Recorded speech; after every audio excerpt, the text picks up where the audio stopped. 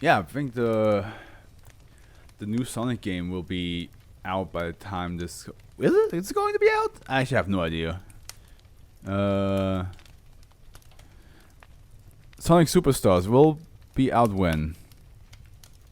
Sonic Superstars release date. Oh yeah. Oh yeah, by the time this video comes out, it's gonna be out a long time. Which means I will have played it by then. Okay, no. Some may call me a fool for not knowing that. But the SCP that we're reading now, which is in italics by the way, if you don't believe me, look at this. The spoken fool in italics. Maybe that will make me look a little bit less idiotic. Euclid. Our third Euclid in this stream right now. I should probably use this hand because like this is kind of awkward. Yeah! Yeah, the third Euclid. We had a save before. Foundation assets in major media companies are to monitor for new reports of SCP-1613. Any publications affected by SCP-1613 are to be shut down with witnesses administered Class C amnestics, followed by the determination of a misprinting cover story. At this time, approximately 3 newspapers affected by SCP-1613 are being published under controlled conditions in order to monitor SCP-1613's content and long-term effects. Field agents deployed in these regions have been assigned with finding Mallory Cicero, the individual believed to propagate SCP-1613. SCP-1613 during initial containment. What am I looking at? No, seriously, what? Is this like an area? Is this like an alien head? Like, what am I supposed to discern out of this? SCP-1613 is an American newspaper comic titled The Spoken Fool. Oh. Huh. It depicts an unnamed adult male speaking on various topics such as the suffering of independent comic artists at the hands of large corporations. Oh, very meta. That's what people want to read when they read comics. Is the politics of the comic book industries.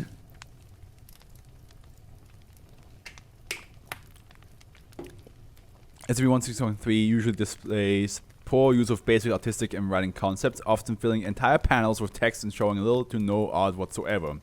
Kinda like that image. Currently, SCP-1613 is known to appear within newspaper printed in the states of West Virginia, Tennessee, and South Carolina. After a period of 2 weeks to 1 month, depending on the circulation of the newspaper SCP-1613 is affecting, the content of comics published in the same newspaper as SCP-1613 will begin to deviate from how they appear in other places, taking on large differences in content and syntax. Eventually, this will progress to the general art and dialogue styles slowly shifting until they become similar to SCP-1613. Changes to nationally syndicated comic appear to be limited to the specific newspaper affected by SCP-1613. I gotta read that again real quick.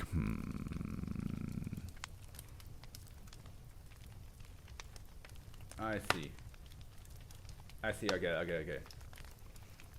I understand now. So the newspaper where SCP-1613 is published in, any other comic in there will slowly but surely get morphed into something else. Well, any other newspaper that doesn't have SCP-1613 will not look like that. Gotcha. Understood. Go on. As SCP-1613 exposure persists, comics other than SCP-1613 will cease to be published. Oh, it's destroying its rivals. Literally. It's getting rid of them. It's erasing them. The spaces they were formerly placed in will have text replaced with diatribes denouncing the comic author, the content, and the layout of the newspaper. SCP-1613 is published in. Eventually, all comics other than SCP-1613 cease to appear, and SCP-1613 will begin to repeat the same content on a daily basis.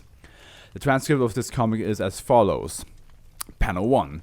The male figure appears seated in a chair with a blank white background. A speech box reads, All your friends are sitting out by the noon. I didn't know or understand what was happening. Now they have been taken.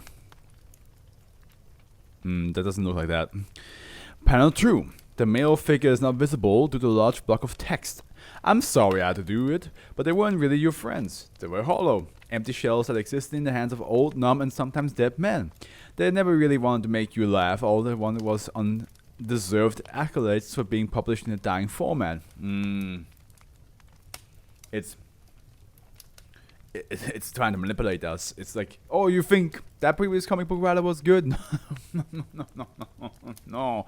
They don't care about you. They don't care about your entertainment or your escape of reality. They just want to get their shit out there and earn some good cash with it, you know? You're a sucker for reading their stuff. Panel 3. The panel is again taken up by text. Your friends won't be coming back next week. You have to find another way to occupy your time. If it helps, they go to serve a cause. I hope you understand. Oh, you imagine if this was a real thing. Well, you know, like Marvel and DC comic books existed, and then just this guy just like they don't think about them. Marvel and DC would cease to exist the first like month of them existing. Well, not a month, but like maybe like a year, you know, which just cease to exist, which would suck. I mean, some people would say it would not suck because then like those like really annoying nerd fans would not exist. I'm a big ass nerd myself, but you know what I'm talking about. Like the ones who are just a bit too obsessed with the world.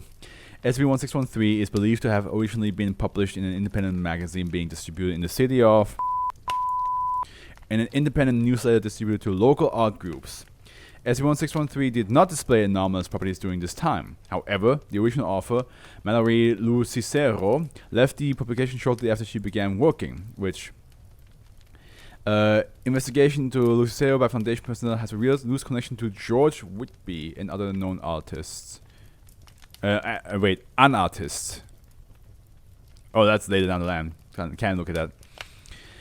Approximately 4 months later, SCP-1613 was anomalously published in the Gazette, a small newspaper in SCP-1613, identified as an anomaly on the 9th, 18th, 1977, and classified as Euclid.